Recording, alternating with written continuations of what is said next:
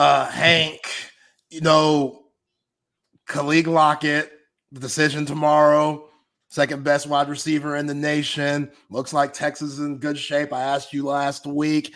Anything changed from when we talked to you last week to now? We know that the Corey Moore, that kind of came as a shock. It seemed like Texas had that locked up before Oregon came in for the final push, and he ended up committing to Oregon. Obviously, that recruitment probably hasn't ended. Sark and the crew's probably still in contact with him.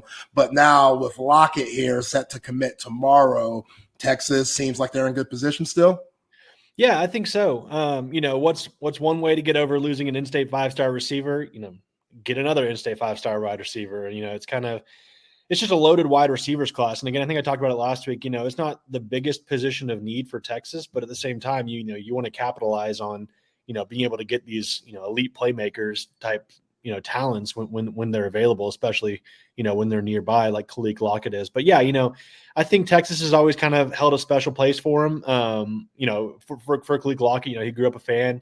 He's always been heavily interested in the program. He's been on campus a couple times over the last few months. And so, it's been an interesting summer for him. I think for a minute, Alabama was probably the team to beat for him. I think that, obviously any wide receiver could look at Kalen DeBoer's offense and, be excited about potentially playing there. And so, I think probably early July, you could have picked Alabama for him. I think that's kind of faded a little bit. And I think Texas, they've always wanted him. They've always been pushing for him. But I think, they kind of really put it into overdrive and were able to, take pole position for him ahead of his announcement tomorrow. So I think they're sitting in a pretty good spot. Florida State's been recruiting him. Texas A&M's been recruiting him. Obviously, like you mentioned, he's the number 2 wide receiver in the country.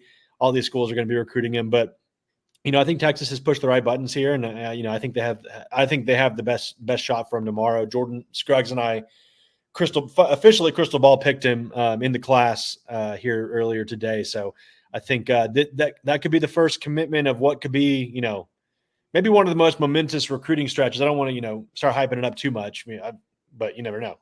I think, this could be the first commitment of a pretty special month for Texas. Hank, receivers have this diva reputation, especially high school kids with a 5-star ranking. How would you describe the personality of Keke Lockett? Yeah, I don't get the diva sense from him at all. If he is, he hides it well. He's just a really genuinely great kid. I've had a chance to interview him in person, I think 3 times now, maybe 2 or 3 times. Really, listens to your questions, wants to give you the best answers. He really takes time. He looks you in the eye. He gives really thoughtful answers, and he's a great kid. His dad's awesome as well. We've had a chance to meet him as well. So, I think from a culture fit, from, a guy you want in your locker room, I think Keke Lockett is that. And so, I know exactly what you mean with the diva wide receiver thing. It's just a position, there's only one ball. There's, 3 wide receivers on the field at a time. So, maybe that draws that out. But, Keke Lockett seems like obviously a team guy, especially for a kid that's as highly rated as he is. He seems, one of the more level-headed, team first kind of players. What was Ryan Wingo like? He's very similar to Ryan Wingo. He was pretty soft spoken. I think, maybe I'm not going to sit here and call Ryan Wingo a diva, but you can kind of get that. He has that kind of quiet confidence about him. And, obviously you have to have a little bit of that swagger, you got to have that a little bit, obviously be, successful at that kind of position. So, but Wingo's another great kid. I never got to talk to him as much. He's kind of tougher to get.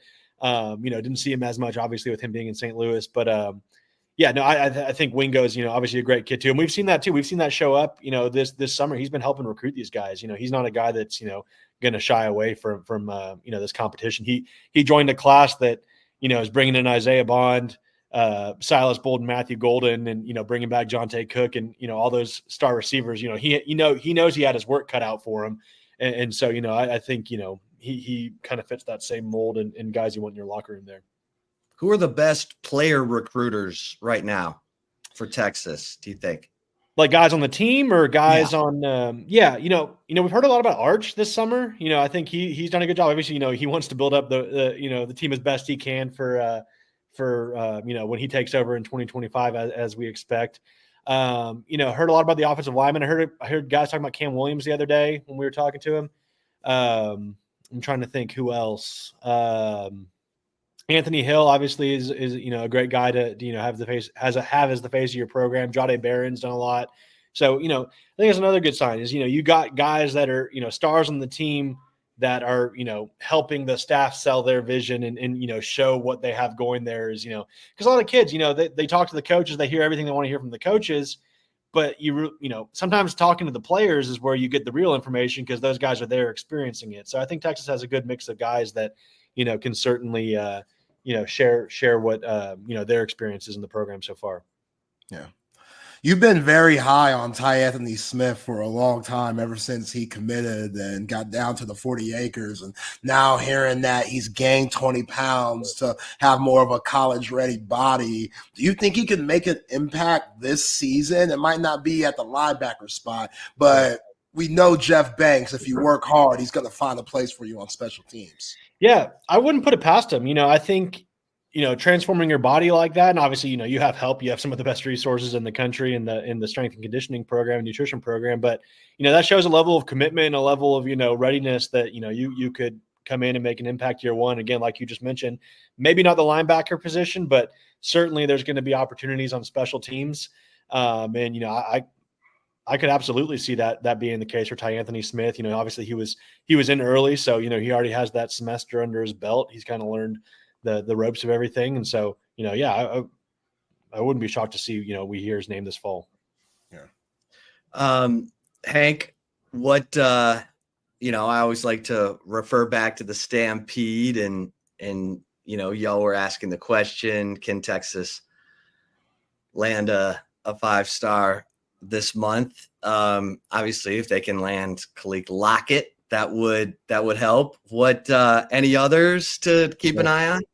Yeah, like I was mentioning earlier, it could be a really big month, and I don't want to start going, 5 for 5, and then that be a viral clip that I have to live with for the rest of the cycle. That if something goes wrong or recruitments change. Yeah, I think they're certainly right there in contention for all 5 of the 5 stars that are announcing this month. So, you look tomorrow, Keke Lockett, we think that's going to go Texas's way. Other 5 stars that have decision dates set, you got Michael Fasusi, 5-star offensive tackle from Louisville. That one's kind of up in the air. We have our crystal ball picks on Texas. I wouldn't be shocked to see that kind of swayed more towards Oklahoma.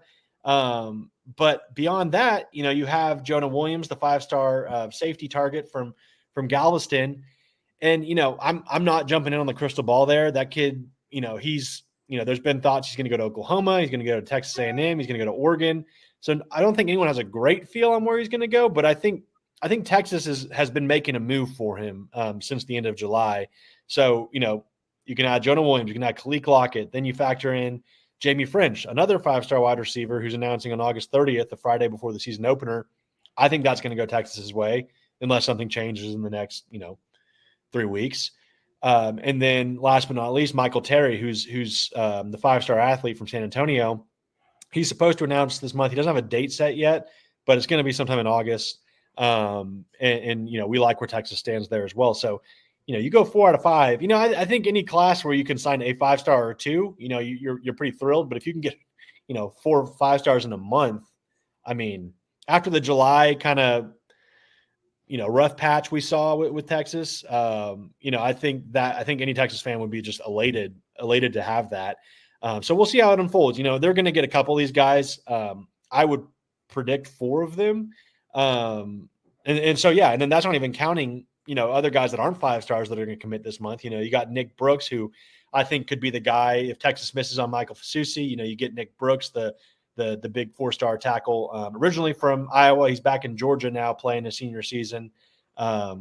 He's announcing, we reported last night, either he's deciding between August 23rd or August 30th. He hasn't decided yet. But Texas is right there for him.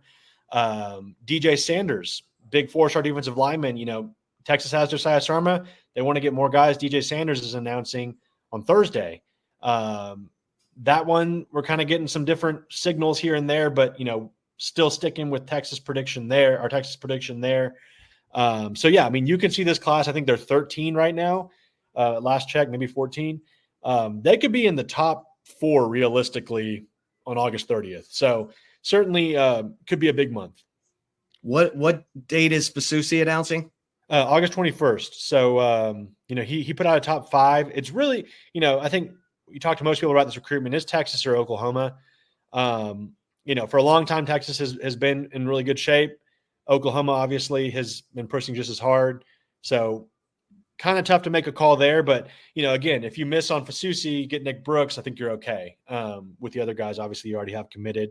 Could you get both of them? I don't think Texas would say no if both of them wanted to come. So, that's going to be an interesting situation to watch. But, 4 5-stars, a couple of 4-stars this month. And I think that puts Texas into the top 3, like pretty like above number 4, pretty high. When is Jonah Williams announcing? Jonah is August 24th. And there's been some reports out too. He's obviously he's a baseball player too. And when Texas first hired Jim Schlossnagle, we reached out to Jonah, and that was back when Texas A&M was kind of considered the team to beat for him. And so you factor in the baseball aspect, and he's obviously very close with Schloss. So that was something he said helped Texas's chances. And ever since then, Texas didn't get an official visit from him, and everyone looks at that as, they don't really have a chance. But, he spent the whole day on campus that Thursday, July 25th for that pool party. And, he's obviously has a long-standing relationship with Texas. He's been to campus several times. So, official visit, how much more is he going to learn about it? And he could still take one this fall. But, I think Texas is quietly kind of making a move there. Oregon has been kind of the team to beat lately, or, everyone's kind of, that's the buzz. I just think, this is one of those recruitments you could see Texas come from behind and pull this one out. So that's going to be, I think that's kind of the one I'm most intrigued to see how that plays out this month. Where he ends up deciding, and, how much of a factor is baseball, because, there's, I think on Texas Football reported, he's looking to enroll in January and play baseball next spring. So, you look into that, if he does that, and I don't know my compliance rules by heart, but if he's on scholarship, I think that eliminates the possibility of him, regardless of sport, I think that eliminates the possibility of him being drafted in the summer. I think maybe I need to double check that, but that would be interesting, because obviously Jonah Williams is a major League Baseball draft prospect, and a pretty highly rated one at that. So that's kind of the big question. He could commit to play football, but is he ever actually going to play football? And so, that would answer that if he decides to enroll early and play baseball this spring.